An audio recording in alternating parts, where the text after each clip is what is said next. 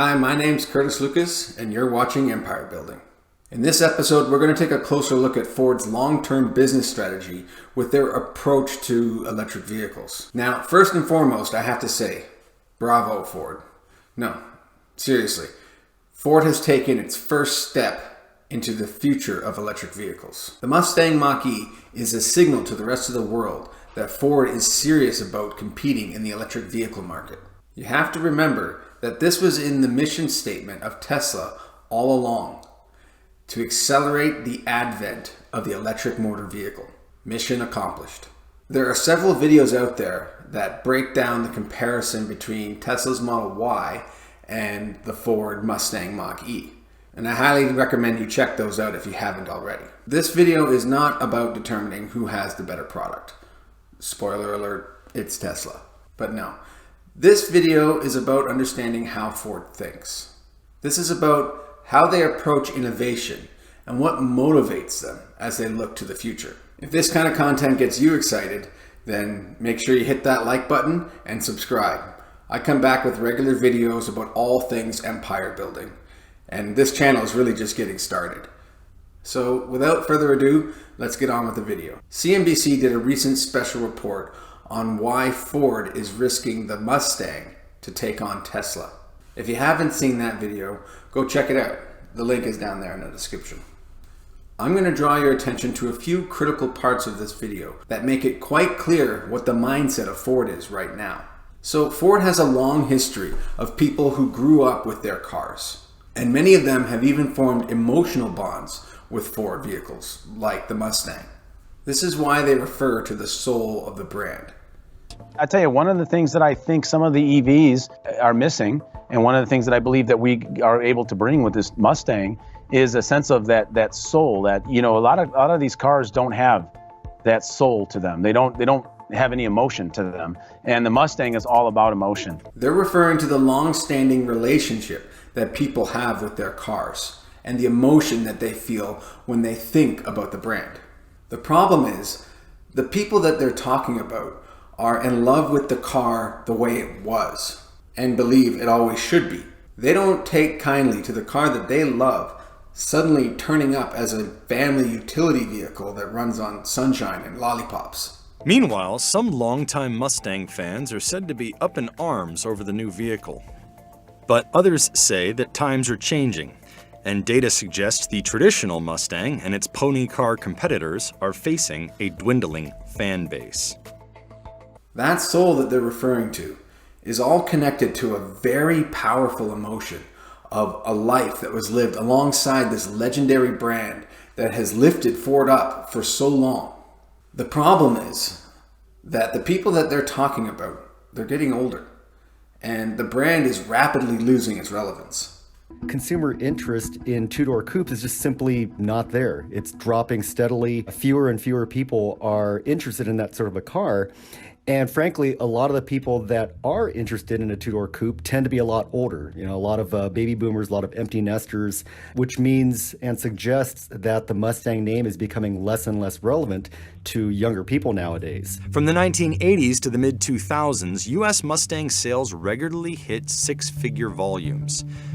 Ford sold almost 174,000 Mustangs to Americans in the year 2000. Volume fell below the six-figure mark from 2008 to 2014, around the time the U.S. economy went into recession. The next time it broke 100,000 units in the U.S. was in 2015, the last time it redesigned the car. But sales steadily fell from there to roughly 76,000 units in 2018. It's not just the Ford Mustang, it's all sport coupes. The market for them is merely a shadow of what it used to be.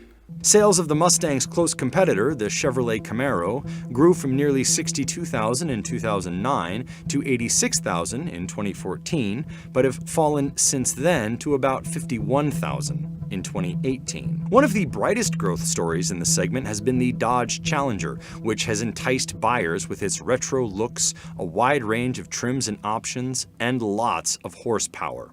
Sales of that car grew from 17,000 in 2008 to nearly 67,000 in 2018. That is despite the fact the car did not undergo any major redesign during that entire decade. Now, obviously you can't really consider the Challenger to be a real growth story because all they've done is take their market share from basically nothing to the same level as their peers. Now let's turn our attention to the electric vehicle market. Hey, Ford, what was it that made you choose this moment to enter the electric vehicle market?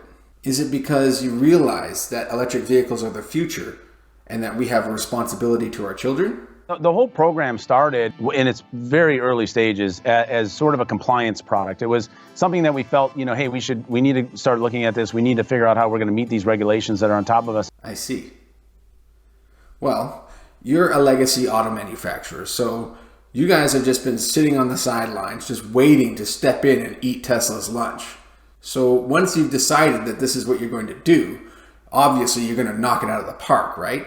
I mean, how hard could it be? And very quickly, this thing started to become something that we realized it wasn't something that was going to be an amazing machine or something that was going to be desirable. So we scratched those plans and went back to the drawing board and said, how do we do something that will inspire and be exciting? I see.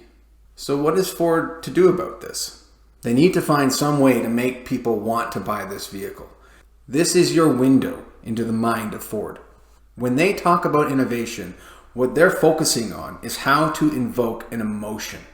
They believe that it's purely emotion that motivates buyers into the seats of the vehicles that they sell. This is why they advertise the way that they do.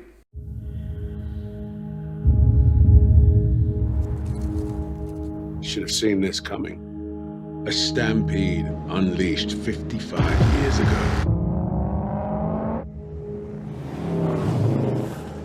An icon built for freedom, the open road, power, and rebellion. Ask yourself this. If you were forced to do something outside of your own free will, like something that needed to be done, but you didn't really want to do it, what's the likelihood that you'll be the best at that? This is the conflict that Ford faces. They have a large fan base of existing and very vocal customers, but they have this government that's imposing regulations on them, and it's starting to look like the trend is moving toward electric vehicles. I imagine that their thought process went a little something like this. Now, even though we're going to piss a lot of people off, we need to show that we're taking this electric vehicle thing seriously. So we could make sweeping changes to move our entire vehicle lineup to electric, or we could just slap the symbol of the soul of Ford onto the current most popular class of vehicle and make it electric, and then capitalize on the popularity of the Mustang brand. Maybe the same feeling that resonated with so many when the brand was originally launched could reignite the youth of today. Yeah, that sounds a lot easier. Then we could just keep doing what we do best. Ford also stresses that it is not abandoning its more traditional Mustangs, including those with V8 engines. Well, those vehicles are very much a part of our future and consistent with Mustang throughout the years now, right? We've always had special editions. That is not going to stop. There's stuff that you need to just stay tuned on because we've got some things that we'll be sharing in the near future here. This is the most important insight into the mindset of Ford. They don't believe the public is ready, and they don't want to be first. Well, who wants to be part of a team that does not want to be first? If electric vehicles are the future and you're not first, then where does that leave you? This drives home at the heart of the reason why these legacy auto manufacturers are not coming for Tesla.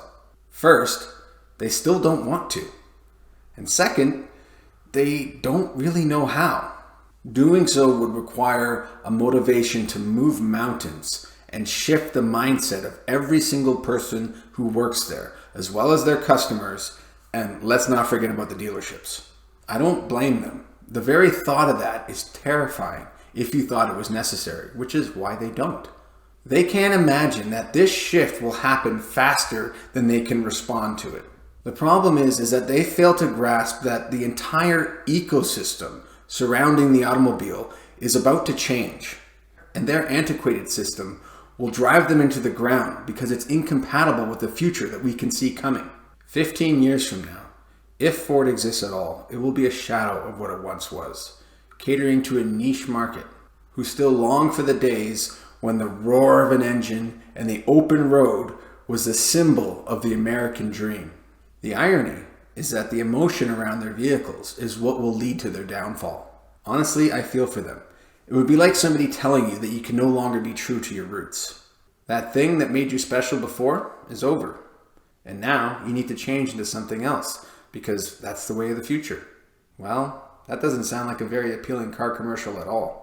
These iconic symbols will linger on long into the future, but they will be merely windows into our past, and owning them will become increasingly more expensive and inconvenient. 15 years from now, we will joke about how we used to do things and think it was normal. Kind of like going to the bank to pay your bills or using a payphone. To tie this back to the channel, you must always be aware of your surroundings in the market that you choose to build your empire. You can either disrupt or be disrupted. Don't just keep doing something because you've always done it that way. Never be afraid to go back to first principles and ask yourself the question, why do I do it this way? And can it be made better? Be the best at what you do and don't be afraid to take a risk. Your customer or your audience may not always be able to tell you they want something until they've seen it. I think that as long as you have a passion for the future of what could be, then you'll always find yourself pointed in the right direction. Let me know down in the comments if you agree or disagree with me. And share this video with your friends and your family. And don't forget to hit that like button, subscribe, and I'll see you all in the next one. Now, let's get back to empire building.